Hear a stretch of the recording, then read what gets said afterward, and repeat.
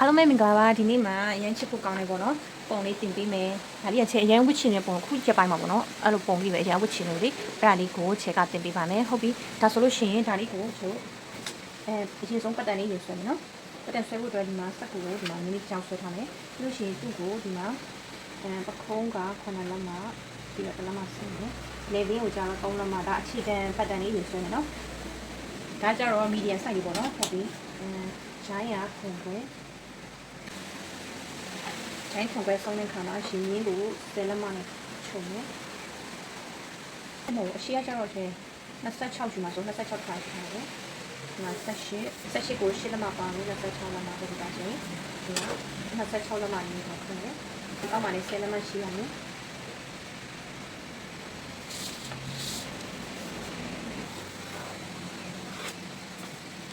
ဟုတ်ပြီအဲ့လိုပြီးရင်ကျွန်တော်ဒီမှာရင်ဖြတ်ဆက်လေးနဲ့သွားမယ်ရင်ဖြတ်ဆက်နဲ့သွားမှဖြစ်တဲ့အတွက်ဒီကနေဒီကို73ကဖြတ်ဆက်လိုက်ရမယ်နော်73ကဖြတ်ဆက်လိုက်ရတယ်ဒီကဒါကိုချုပ်စာရီမပေါင်းထည့်တော့နော်ခါရဲ26လက်မှအခြေပြီးထားတယ်နော်73လက်မှ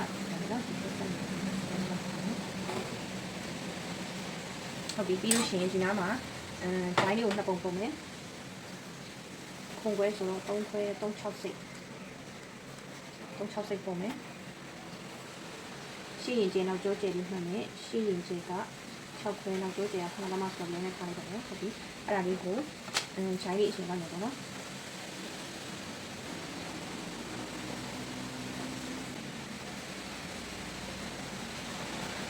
ဒီနေရာမှာလေး၄စိတ်လောက်ဒီနေရာမှာတစ်လက်မှခြံပြီးတော့ဝိုက်တဲ့ပုံစံလေးလေးလေးရတယ်နော်ဒါတိုက်တယ်လို့လုပ်ကြရတယ်နော်နောက်တစ်လက်မှခြံပြီးတော့လုပ်လိုက်ပါနော်နောက်ကျန်တစ်လက်မှခြံပြီးပါလေဒီအဲ့လိုပြီးပြီဆိုရင်အပေါ်ကနေအောက်ကိုကျန်က9လက်မှဆင်းတယ်မှတ်ထားမယ်နော်9လက်မှဆင်းတယ်9လက်မှနည်းနည်းဖြည့်ချလိုက်နော်ဟုတ်ပြီပြီးလို့ရှိရင်ကျွန်တော်တောက်လေးဆွဲမယ်နော်တောက်ဆွဲတဲ့အခါမှာရင်ထိတ်က10လက်မှဖြစ်တဲ့အတွက်ဒီမှာနော်ရင်ထိတ်10လက်မှနေရာလေးကိုတစ်ခါလောက်မှတ်မယ်ဒီကနေဒီရောဒီထိကိုရင်ထိတ်10လက်မှနေရာလေးကိုမှတ်မယ်အဲ့လိုမှတ်ပြီးပါပြီဆိုရင်ရင်ကွာက3ခွဲဆိုတဲ့ဒီမှာ3ခွဲနေရာလေးကိုမှတ်မယ်ဟုတ်ပြီမှတ်ပြီးတော့အဲ့ဒါလေးကိုဒီမှာနည်းနည်းတစ်ချောင်းလောက်ဆွဲမယ်ဒီနောက်ပြီးတော့ခါမြင်ကကြတော့ဒီနားမှာရှိတယ်ခါမြင်ကကြတော့15ခွဲပေါ့နော်ခါမြင်က15ခွဲဆိုလို့ဒီမှာ15ခွဲနေပြီဆိုတော့ဒါရီကခါမြင်ပေါ့နော်ဒီမှာကျခါမြင်ဆိုရတယ်ဟုတ်ပြီအဲ့လိုမှတ်ပြီးတော့ဒီခါမြင်နေရာလေးကနေပြီးတော့ဒီစိတ်ပါနော်နော်ဒီနဲ့တန်းနေရာလေးဒီမှာနော်ဒီဆယ်လက်မနေရာလေးရတယ်ဒီမှာဒီလိုဖြစ်နေတယ်ဒီထိတ်ဆယ်လက်မပါနော်ဒီထိတ်ဆယ်လက်မလေးဒီအကြောင်းအောင်ခွဲနေတာနေပြီးတော့ဒီမှာဒီမှာသုံးခွဲနေတာပြီးတော့နာကလေးလာဆွဲလိုက်နော်ဒီတော့ကဒီအောက်ပြင်ရှိနော်ဒီပေါ်လေးလေးရှိမှာမဟုတ်ဒါကြီးကပေါ်လေးလေးရှိမှာဖြစ်ပါတယ်ဒီဆိုနော်ဟုတ်ပြီဒါဆိုရင်ကျတော့ကဒီနားထည့်ရတာပါနော်နော်ဒီနေရာဖြတ်ဆက်လို့မယ့်နေရာလေးကိုဒီမှာဖြစ်တယ်နော်ဖြတ်ဆက်လို့မယ့်နေရာ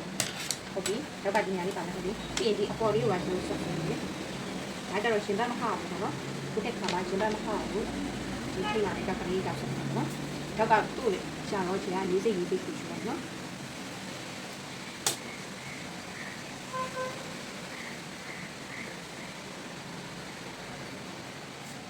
နော်ဒီမှာ40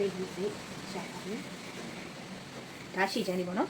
ရှိချမ်းမှာကအဲ့လိုမျိုးလေးဖြစ်နေဒါလေးကိုတောက်မချုပ်ပဲနဲ့ကျွန်တော်ဖြတ်ဆက်ပြီးတော့မယ်နော်ဒီဘက်နဲ့ဒီဘက်ကိုဖြတ်ဆက်လို့မယ်အဲ့ဘက်ကိုတစ်ဖက်ကို40တစ်ဖက်ကို40ယူပြရမယ်နော်တစ်ဖက်40တစ်ဖက်40ယူပြရမယ်ပြီးလို့ရှိရင်ဒီပုံမှာကျတော့သူကတို့တဲ့ရင်မသွားဘူးအဝိုက်လိုပုံစံလေးသွားထားတယ်ဒီနားကို40လောက်ဒီနေရာလေးကို40လောက်လာဝိုက်ထားနော်အဝိုက်ကအရင်လည်းမကြည့်ဘူးဆိုတော့ဒီလို40လေးလာပါမယ်ဒီဘေးကိုတော့ဒီတိုင်းလေးပဲထားမယ်နော်ဒီတဲကို2စိတ်လောက်လေးပါနော်စိတ်လောက်လေးနဲ့ပြီးတော့တို့ဒီတိုင်းလေးပဲလာပါပြန်မယ်နော်ရှည်ချမ်းကအဲ့တိုင်းလေးဖြစ်နေဒါရှည်ချမ်းကိုကြာစားခလိုက်ပါနော်နောက်ချမ်းကျတော့ဒီတိုင်းနဲ့ဆိုတော့နောက်ချမ်းမှာကျတော့သူကတရေကျိုးတက်မှာလေတရေကျိုးတက်မှာဖြစ်တဲ့အတွက်ကျင်းနောက်ချမ်းကိုဒီတိုင်းလေးထားမယ်နော်နောက်ချမ်းဒါဆိုရင်ဒီရှေ့ချမ်းအပေါ်ပိုင်းနောက်ချမ်းပေါ်ပိုင်းလေးကိုချက်ထုတ်လိုက်တယ်နော်ဒါအောက်ပိုင်းနော်ဒီအခါက F1 F2 ဒီအောက်ကကျတော့ F3 ဖြစ်နေနော်ဒီဆုံးကျွန်တော်နောက်ချမ်းကိုအရင်ပြန်မယ်နောက်ချမ်းကဘာတော့မှမဖြစ်ဘူးတရေကျိုးတက်မှာဖြစ်တဲ့အတွက်ဘာတော့မှမဖြစ်ဘူး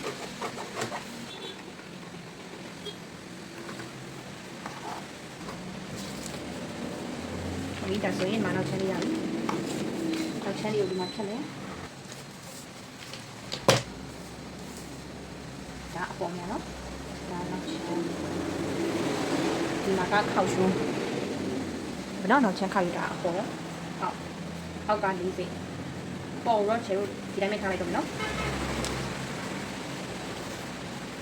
ဟုတ်ပြီအဲ့လိုရပြီဆိုရင်ဒီမှာရှေ့ချမ်းလေးဖြတ်မယ်ဟုတ်ပြီဒီညမှာလေးချင်ကဒီနားလေးကိုဒဲလေးပဲဖြတ်ချလိုက်တော့မယ်ဘာလို့လဲဆိုတော့ဟိုဘယ်လိုပြောအင်ဂျီလေးကိုလေကြက်ကြက်လေးဖြတ်အောင်ပေါ့နော်အင်ဂျီလေးကိုကြက်ကြက်လေးဖြတ်အောင်ဒီညလေးကိုပီတီလေးပေါ့နော်ပီတီလေးဒဲလေးပဲပါမယ်ပီတီလေးကောင်းမယ်နော်ဟိုအရင်ကြီးရှူတာမဟုတ်ဘူးနဲ့ပေါ့နော်ပီတီလေးပဲကောင်းမယ်နော်ဘာလို့ဒီအောက်ကကြောက်မသိဘူးဒီအောက်မှာကျတော့တိတ်မဖြစ်ဘူးဆိုတော့ပီတီလေးပဲကောင်းတယ်ဟုတ်ပြီဒီအလေးကိုဖြတ်ချမယ်ပေါ့နော်ဒီနေရာမှာအပေါ်အောက်လေးမှန်မယ်နော်ဒါကအပေါ်ဒီမှာခောက်ရှုဒီမှာကဘေးဆက်နော်ဒါအောက်ဒီလိုမှတ်ထားပြရမယ်နော်ဒီဘက်ကိုလည်းအဲ့တန်းနဲ့ဒါလေးတွေဖြစ်မယ်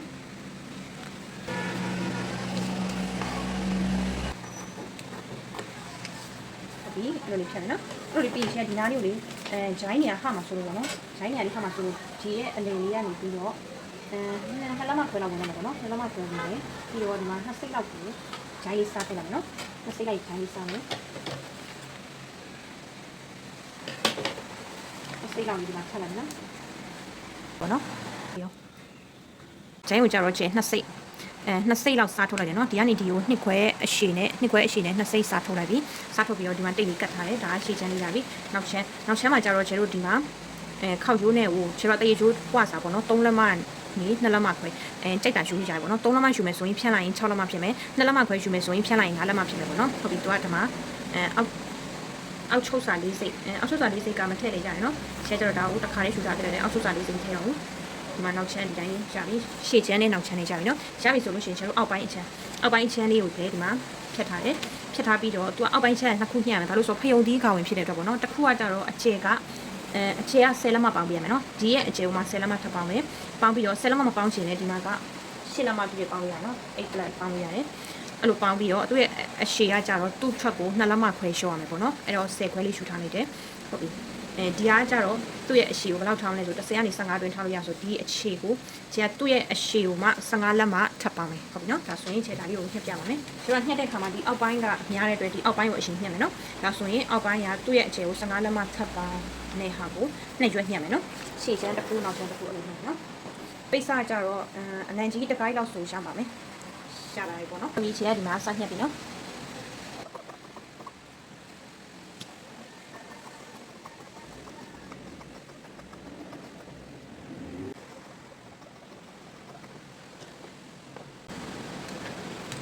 ဒါကတစ်ခုစာပဲရှိသေးတယ်နော်ကျတို့ကနှစ်ခုညှက်ရမှာနော်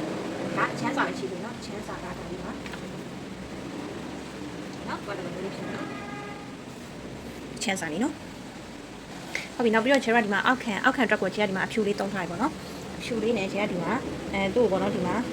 နှစ်လက်မခွဲခောက်လိုက်တယ်ခောက်ပြီးတော့သူ့ရဲ့အကျယ်ထပ်ဖို့ပေါ့နော်ကျတော့5လက်မလျှော့ပြီးတော့ညှက်ထုံးမယ်ပေါ့နော်ဒီဘက်ကမနေသေးဘူးနော်ပြီးမှကျကဒါလေးတွေကိုပြန်ကြည့်မှဖြစ်တယ်နော်ဟုတ်ပြီဒါလေးကိုသူ့ရဲ့အကျယ်ပဲ10လက်မလျှော့ပြီးတော့ကျန်ထပ်ပါမယ်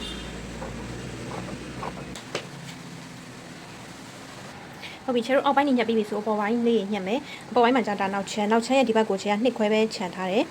ခောက်ရုပ်ဘက်ကိုပေါ့နော်နှစ်ခွဲခြံနေခြံပြီးချက်အစတော့အောက်ကို၄စိတ်ခြံပေါ့နော်ဒါပေမဲ့၄စိတ်ခြံလိုက်တော့မယ်နော်၄စိတ်ခြံပြီးတော့ညှက်လိုက်ပါမယ်ဒီညမှာကချက်တေချိုးထည့်မှာဖြစ်တဲ့အတွက်ဒီနောက်ချမ်းအပေါ်လေးကိုလည်း၄စိတ်လောက်ခြံလိုက်ပါမယ်နော်ဒီမှာ၄စိတ်လေးခြံလိုက်တယ်နော်အပေါ်အောက်ကိုချက်၄စိတ်ခြံလိုက်တယ်နောက်ချမ်းပြီးပြီနောက်ချမ်းပြီးပြီဆိုရှေ့ချမ်းညှက်မယ်ဟုတ်ပြီချက်ရရှေ့ချမ်းလေးကိုညှက်ဖို့အတွက်ကိုပင်အက်လေးထိုးမယ်နော်ပင်အက်လေးထိုးပြီးပါပြီဆိုလို့ရှိရင်ကျတို့နောက်ချမ်းမှာ၄သိန်းချန်တဲ့အတွက်ရှေ့ချမ်းကိုပါ၄သိန်းချန်မှရတယ်နော်အဲ့ဒါမှကျတို့ချုပ်တဲ့ခါမှာညီမှာဖြစ်တယ်နော်၄သိန်းချန်နဲ့ပြီးရင်ကျတို့ဒီမှာဒီနေရာလေးကိုလည်း၄သိန်းချန်ပြီးညှက်မယ်နော်ပြန်ဆက်မယ့်နေရာလေးကို၄သိန်းချန်နဲ့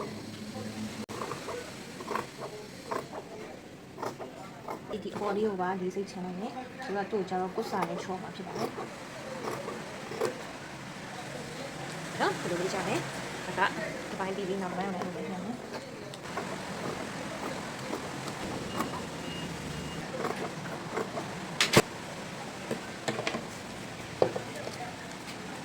ဟုတ်ပြီအဲ့လိုနှစ်ပိုင်းလုံးပြီးပြီပြီးရင်အဲ့လေးကိုဆက်မယ်ကျိုးလေးပါတစ်ခါလေးညှက်ထားမယ်နော်အရှိကိုကြောက်တော့လေ12လက်မလောက်ယူလိုက်မယ်နော်အဲ့ဆိုရင်အဲ့ကျိုးကဘယ်နှချောင်းတိုးလဲဆိုတော့၄ချောင်းတိုးနော်ကျိုးက၄ခုတိုးတယ်ဘလို့ပိတ်စလို့အရှိကြီးရှိရဆိုရင်အဲ့အရှိကြီးလိုက်ကိုဖြတ်ချအပြင်ဆုံးဖြတ်ထားမယ်ပိတ်စရှိတော့အရှိကြီး၄လက်မညှက်ထားမယ်နော်ပြီးတော့မှချုပ်ပြီးတော့မှဒါပြန်ညှက်လို့ရကြတယ်နော်အဲ့လိုမျိုးလေးလုံးထုတ်လို့ရပါတယ်ချက်ဒီမှာ3ခွဲပဲဖြတ်လိုက်တော့တယ်နော်ဘာလို့ဆို၄လက်မကြအရင်များနေမှာဆိုလို့လေပြီးတော့ဒီမှာကျိုးကလည်းတို့အရှိကြီးရတယ်နော်15လက်မရှိတယ်ဟုတ်နော်15လက်မရှိတဲ့အတွက်ခြေကကျိုးအရှိကို15လက်မယူမယ်15လက်မပေါ့နော်